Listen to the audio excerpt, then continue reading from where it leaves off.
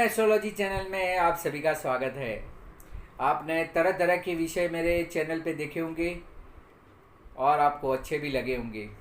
आज हम वापस से शुरू कर रहे हैं केतु के साथ। मैंने जब अपना यूट्यूब करियर चालू किया था तब सबसे पहला वीडियो मेरा केतु के ऊपर था।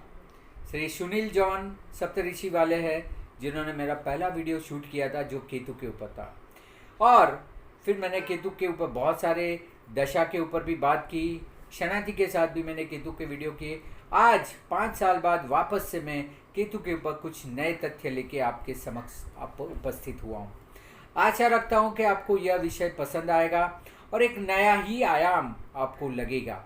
और जब आप इसको देखेंगे अलग अलग विभिन्न कुंडलियों में तो आपको भी पाएगा कि यह इस तरह से भी केतु परिणाम दे सकता है। हम सब जानते हैं कि केतु और राहु का उत्पत्ति क्या है। उसके विशेष मुझे कोई स्टोरी नहीं बतानी है, पर केतु जो 48 साल पे मैच्योर होता है उसके बाद उसका विशेष फल मिलना चालू होता है। अब यही समय होता है वैराग्य का। आपकी भौतिक संपत्ति, भौतिक आयाम से आपका मन थोड़ा सा विपरीत होके थोड़ा स्पिरिचुअलिटी के ऊपर जाता है। अब केतु आपके अंदर ये परिवर्तन लाता है। हम जानते हैं कि केतु के पास कोई भी सेंस नहीं है, इंद्रिय नहीं है। हम ध्यान दें कि नीचे का जो शरीर है वो केतु है और ऊपर का जो हमारा सर है वो राहु के ऊपर है। इसलिए सारी सेंस यहाँ पे है। चाहे आप दृष्टि देखें, स्मेल देखें, टेस्ट देखें, सुनने का देखें या टच देखें, ये सारी सेंस जो है इंद्रिया है वो राहु के पास है।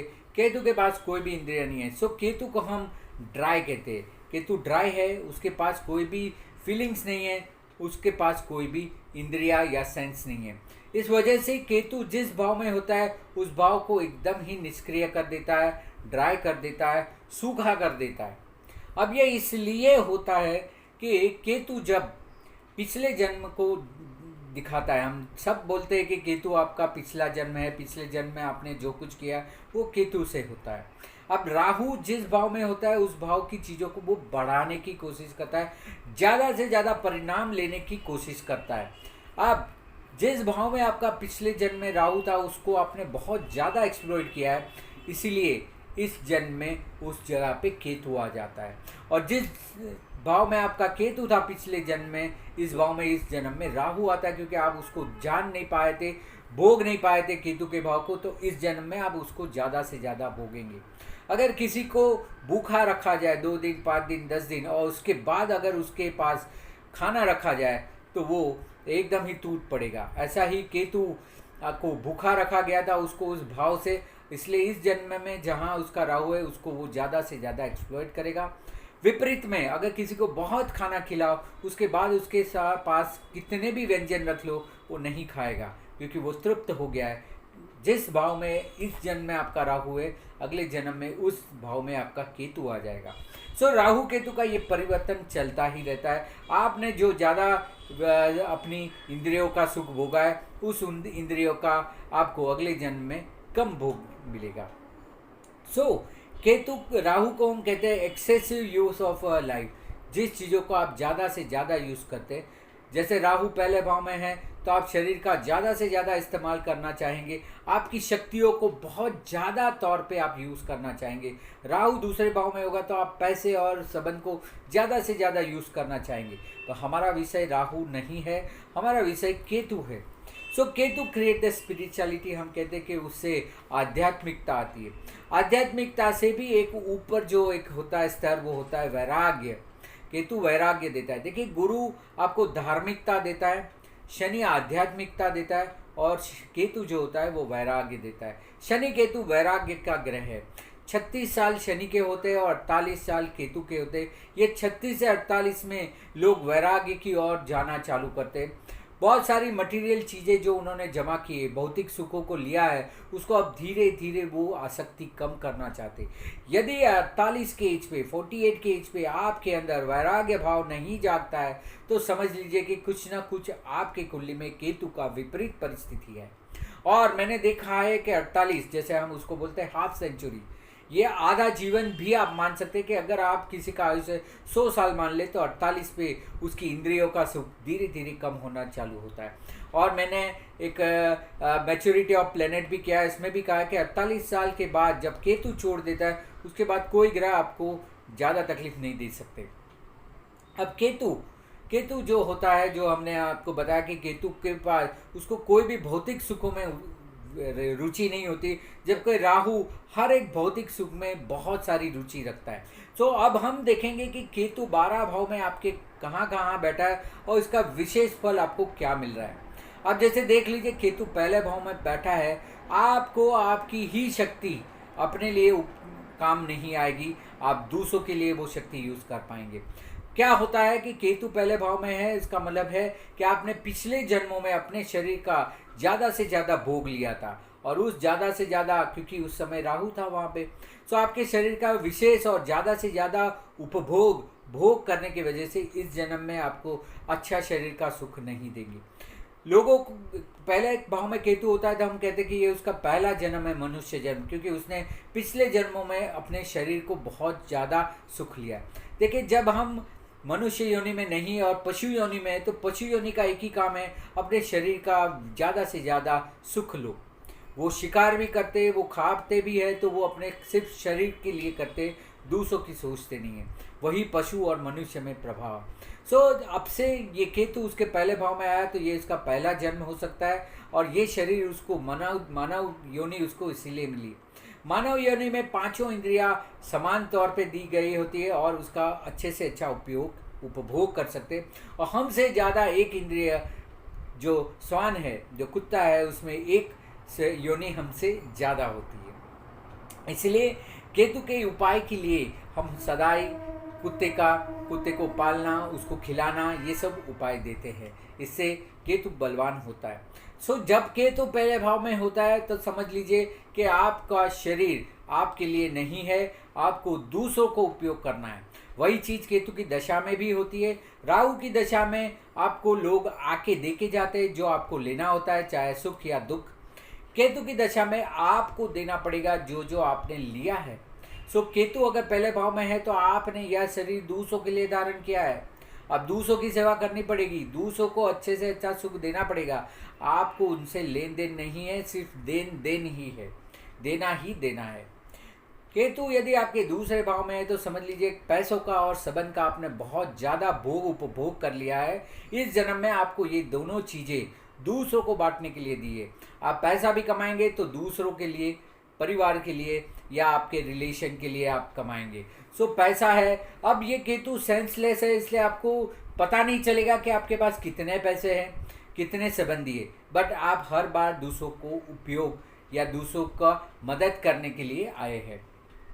जैसे केतु तीसरे भाव में होता है तो समझ लीजिए कि आपने पिछले जन्म में बहुत सारे नए नए कार्य किए, साहस किया है, पराक्रम किया है, उसमें से बहुत सारे लोगों को शायद मुनाफा भी हुआ, नुकसान भी हुआ है। उस वजह से इस जन्म में आप दूसरों की मदद ही करेंगे, आप खुद अपना कोई नया साहस नहीं कर पाएंगे। आपके अंदर ज्ञान होने के बावजूद भी आप उसका अच्छे से अच्छा उपयोग नहीं कर पाएंगे। साहस, पराक्रम या कोई भी मुसाफरी या अपने आसपास अड़ोस पड़ोस से लोगों से आपको सेवा ही करनी है, आपको उनसे कोई फल नहीं मिलने वाला है।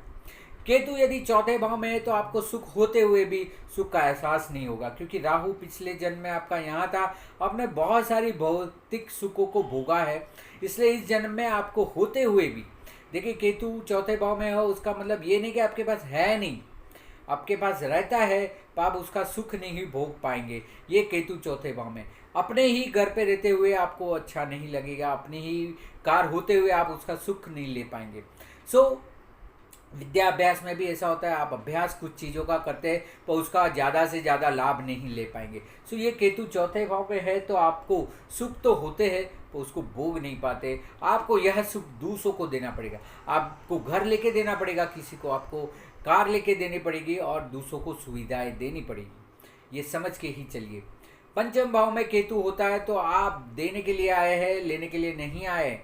जो कुछ लेना था वो पिछले जन्म में ले चुके, तो अब आप सिर्फ और सिर्फ देने के लिए आए। आपके ऊपर आशीर्वाद है, आप देते रहिए और आपका फल रहता रहेगा। बच्चों को दीजिए, प्रेम संपादन कीजिए और अपने लिए कुछ भी नहीं मिलेगा, आपको उसमें से कुछ लेन देन नहीं। कभी कभी केतु पंचम भाव में होता है तो या तो संतान ही नहीं होते क्योंकि संतान से कोई लेन देन नहीं है, या तो संतान होती है और संतान आपको सुख नहीं दे पाती क्योंकि आप देने के लिए आए, लेने के लिए नहीं आए। केतु यदि छठे भाव में है तो समझिए कि आपको बहुत सारी तकलीफ़ें, बीमारियां, दुश्मनी रहेगी, पर आप उसको देख नहीं पाएंगे, समझ नहीं पाएंगे। इसलिए हम कहते हैं केतु छठे भाव में है तो कोई डायग्नोस या सिम्टम्स नहीं मिलता है, कोई संकेत नहीं मिलता कि ये रोग किस वजह से है, पर फिर भी आपको तकलीफ है क्योंकि इस भाव में राहु था तो आपने बहुत सारे शरीर में कष्ट और तकलीफ़ें भोगी थी और उसका ज़्यादा से ज़्यादा दूसरों को भी तकलीफ दी थी। तो इस जन्म में आपको आपके शरीर में कष्ट तो होगा पर इसका इलाज नहीं कर पाएंगे। तो केतु जब छठे भाव में होता है तो ध्यान रखें, अपना जो भी इलाज कराना है उसको ध्यान से कराइए। इसलिए केतु को छठे भाव में भी अच्छा नहीं माना जाता है। केतु यदि सप्तम भाव में होगा तो समझिए कि आपके सामने या आपकी पत्नी है, भागीदार है, स्पाउस है या तो जाहिर लोग है, उसको आपको देना ही पड़ेगा।